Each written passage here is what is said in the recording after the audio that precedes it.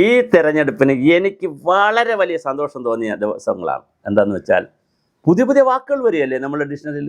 നുണറായി, പിണറായി വിജയനെ പിണു എന്നൊക്കെ വിളിച്ചിട്ടുണ്ട് കുട്ടികളൊക്കെ. ഈ സോഷ്യൽ മീഡിയയിലൊക്കെ പിണു എന്നൊക്കെ വിളിക്കാറുണ്ട്. നമ്മുടെ മുഖ്യമന്ത്രിയാണ് കേട്ടോ, അത് വേറെ കാര്യം. പക്ഷേ പിണറായി ഇപ്പോൾ നുണറായി എന്നാണ് V D Satheesan V D Satheesan വിളിക്കാമെങ്കിൽ നമുക്ക് പറയാമല്ലോ. വി ഡി സതീശൻ പറയുന്ന നുണറായി. അപ്പോൾ പക്ഷേ നല്ല പേരാട്ടോ പിണറായി. നുണറായി ഇടാൻ പറ്റിയ ഒരു പേരാണ്. സ്ഥലപ്പേരിനും ഒക്കെ ഇടാം. നുണറായി എന്ന് പറയുന്നത് ഇപ്പോൾ നമുക്ക് സ്ഥലപ്പേരൊക്കെ ഇടാൻ പറ്റും. അപ്പോഴാണ് വി ഡി സതീശന് എതിരെ പിണറായി, ഒറിജിനൽ പിണറായി വന്നത്. നുണറായി അല്ല കേട്ടോ, ഒറിജിനൽ പിണറായി വന്നത് നുണേശൻ, നുണയാശാൻ. എത്ര നല്ല വാക്കുകളാണ്. മണിയാശാൻ നമ്മൾ കേട്ടിട്ടുണ്ട്. ഇവിടെ നുണയാശാൻ, നുണേശൻ, നുണറായി. ശരിക്കും ആരാ കള്ളം പറയുന്നത്? അതോ നമുക്കാണോ അബദ്ധം പറ്റിയിരിക്കുന്നത്, ജനങ്ങൾക്കാണോ അബദ്ധം പറ്റിയിരിക്കുന്നത്? ഈ മോക്കറി കാണേണ്ടി വരുന്നത്. രണ്ട് കൂട്ടരും വളരെ രസകരമായി നുണ പറയുകയാണ്. ചരിത്രത്തിൽ കിടക്കുന്ന ഡേറ്റ കിടക്കുമ്പോഴാണ് ഈ നുണ പറയുന്നത്. ചരിത്രത്തിൽ ഡേറ്റ കിടക്കുകയല്ലേ. സവർക്കറിൻ്റെ പിന്നെ ഫോട്ടോയുടെയും പിന്നെ എന്താണ് ഭാരതാംബയുടെയും ഫോട്ടോ ഇരിക്കുന്നിടത്ത് നടന്ന ഒരു സംവാദമാണ്. അത് ഉദ്ഘാടനം ചെയ്തതിന് നിലവിളക്ക് കൊളുത്തുന്നത് വി ഡി സതീശൻ നിലവിളക്ക് കൊളുത്തുന്ന ചിത്രമുണ്ട്. ഇ എം എസിന് പിന്നെ ഉദുമയിൽ പണ്ട് മത്സരിച്ച കെ ജി മാരാർ എന്ന് പറഞ്ഞാൽ ബി ജെ പിയുടെ പഴയകാല സിംഹമാണ്. ഇപ്പോഴും അവർ വളരെ ആദരിക്കുന്ന ബഹുമാനിക്കുന്ന നേതാവാണ് കെ ജി മാരാർ ബാഡ്ജ് കുത്തി കൊടുക്കുന്ന ചിത്രം ചരിത്രത്തിലുണ്ട്. പിണറായി വിജയൻ്റെ തെരഞ്ഞെടുപ്പിന് പിന്നെ RSSൻ്റെ നേതാവ്, ജനസംഘത്തിൻ്റെ നേതാവ്, പിന്നെ മണ്ഡല സെക്രട്ടറിയായ കഥയുണ്ട്. ഒരുപാട് കഥകളുണ്ട് ഇത്. അപ്പം രസകരമായ ഒരുപാട് കാര്യങ്ങളുണ്ട്. വടകര തെരഞ്ഞെടുപ്പിന് പിന്നെ കോൺഗ്രസ്, ലീഗും BJPയുടെ കോലീബി ഒന്നിച്ചു നിന്ന കഥയുണ്ട്. ഇവിടെ രത്നസിംഗിൻ്റെ തെരഞ്ഞെടുപ്പിന് ഒന്നിച്ചു നിന്ന കഥയുണ്ട്. SDP-യും CPM കൂടെ ഭരിക്കുന്ന പഞ്ചായത്തുണ്ട്. SDP-യും കോൺഗ്രസും കൂടെ ഭരിക്കുന്ന പഞ്ചായത്തുണ്ട്. വെൽഫെയർ പാർട്ടിയും കോൺഗ്രസും കൂടെ SDP എല്ലാം കൂടി ഭരിക്കുന്ന പഞ്ചായത്തുകളുണ്ട്. ഇവിടെ എല്ലാം ഉണ്ട്. എല്ലാം ഉള്ള സ്ഥലത്താണ് ഈ നുണ, ഭയങ്കരമായ നുണ പറയുന്നു, കള്ളത്തരം പറയുന്നു. അപ്പം നുണയുടെ ആശാനാണ് പിണറായി എന്ന്, അല്ല പിന്നെ സതീശനെന്നും നുണേശനെന്നുമാണ് പിണറായി പറയുന്നത്. അപ്പോൾ നുണറായി എന്നാണ്. ഇരട്ട ചങ്കനല്ല, ഇരട്ടത്താപ്പൻ. അടുത്തൊരു വാക്ക്, പുതിയ വാക്ക് വീണ്ടും വന്നു, ഇരട്ടത്താപ്പൻ. നമുക്ക് ഏതെങ്കിലും കുട്ടികൾ ഈ ഭാഷ പിന്നെ ഈ ചാതുര്യത്തിൽ താല്പര്യമുണ്ടെങ്കിൽ ദയവായി ഇതൊരു നിങ്ങൾ ഡോക്യുമെൻ്റ് ചെയ്യണം. നല്ല രസകരമാണ്. ഇരട്ടച്ചങ്കൻ പോയിട്ട് ഇരട്ടത്താപ്പൻ വന്നിട്ടുണ്ട്. രണ്ട് പ്രാവശ്യം താപ്പ് എന്താണ് അതിൻ്റെ അർത്ഥമൊന്നും അറിയത്തില്ല. പക്ഷേ ഇരട്ടച്ചങ്കൻ ഇരട്ടത്താപ്പനാകുന്നു, നുണേശനാകുന്നു, നുണയാശാനാകുന്നു, നുണറായി ആകുന്നു.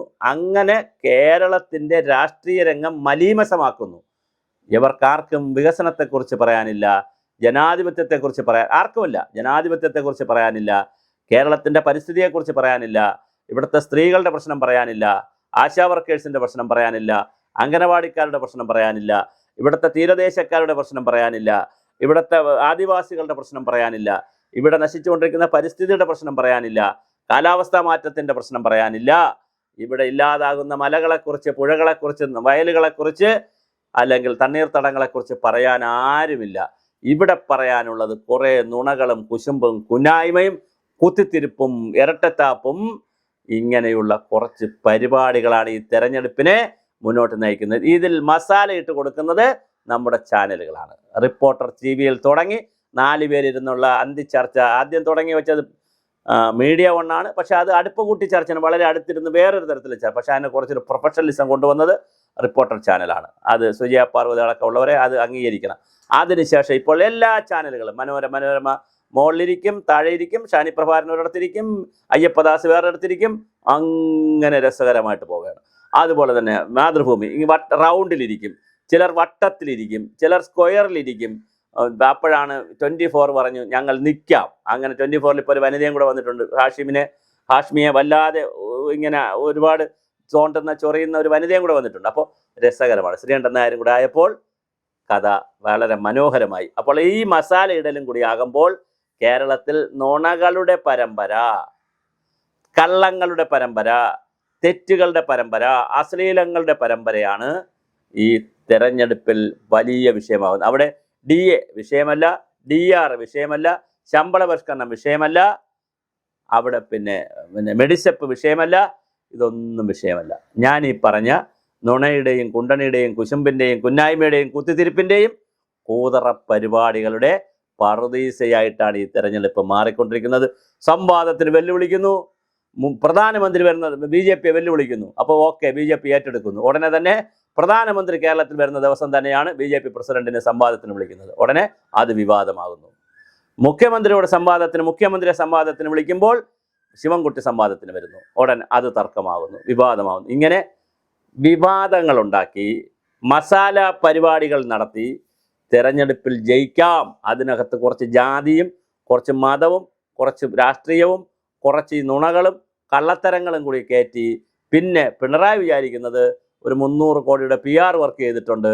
പിന്നെ സ്വന്തമായി പാർട്ടിക്ക് വേണ്ടി ചെയ്തത് വേറെയുണ്ട്, പാർട്ടി പൈസ കൊടുത്ത് ചെയ്തത് വേറെയുണ്ട്, ഗവൺമെൻറ്റിൻ്റെ പൈസ കൊടുത്ത് ചെയ്ത് തന്നെ 300 കോടിയുണ്ട്, പിന്നെ പാർട്ടിയുടെ പൈസ കൊടുത്ത് ചെയ്തത് വേറെയുണ്ട്. എല്ലാം കൂടി ഒരു 10,500-10,000 കോടി രൂപയുടെ PR വർക്ക് നടന്നിട്ടുണ്ട്. അതിലൂടെ രക്ഷപ്പെടാമെന്നാണ് പിണറായി വിജയൻ വിചാരിക്കുന്നത്. അല്ലാതെ ഇവിടെ ജനാധിപത്യമോ ഇവിടുത്തെ പാവപ്പെട്ടവൻ്റെ വിഷയങ്ങളോ ഏതെങ്കിലും പട്ടിണി വിഭാഗങ്ങളുടെ വിഷയങ്ങളോ കെട്ടിട നിർമ്മാണ തൊഴിലാളികളുടെ വിഷയങ്ങളോ അല്ലെങ്കിൽ ഓരോ വിഭാഗം ആളുകളായിട്ട് ഞാൻ പറയുന്നില്ല, ഓരോ വിഭാഗം ആളുകൾ അനുഭവിക്കുന്ന ദുരിതത്തെ ദാരിദ്ര്യത്തെ അഡ്രസ്സ് ചെയ്യുന്നതിന് പകരം തള്ളിമറിക്കുന്ന കള്ളത്തരങ്ങളുടെയും നുണകളുടെയും വലിയ പറുദീസയായിട്ട് വന്നിട്ടുണ്ട്. ഒരു കാർഡ് ഇറക്കുക, ആ കാർഡ് ഉടനെ തന്നെ എല്ലാവരും അടിക്കുക. വയനാട്ടിൽ കോൺഗ്രസ് എത്ര വീട് വെച്ചു? കോൺഗ്രസ് എന്ന് പറയുന്നത് രാഷ്ട്രീയ പാർട്ടിയല്ലേ? അവർക്ക് പണം പിരിക്കാൻ സമയം വേണ്ടി വരും, ഗവൺമെൻറ്റിൽ നിന്ന് നടപടികൾ വേണ്ടി ഒരുപാട് സമയം വേണ്ടി വരും. ഗവൺമെൻറ് ചെയ്യും പോലെ എളുപ്പത്തിൽ കോൺഗ്രസിന് ചെയ്യാൻ പറ്റുമോ, അല്ലെങ്കിൽ CPMന് ചെയ്യാൻ പറ്റുമോ? ഇതേ വയനാട് തന്നെ DYFI ഒരുപാട് കാര്യം പറഞ്ഞല്ലോ, എവിടെയാണ് ഇരിക്കുന്നത്? മോഹൻലാൽ പറഞ്ഞല്ലോ, എവിടെ?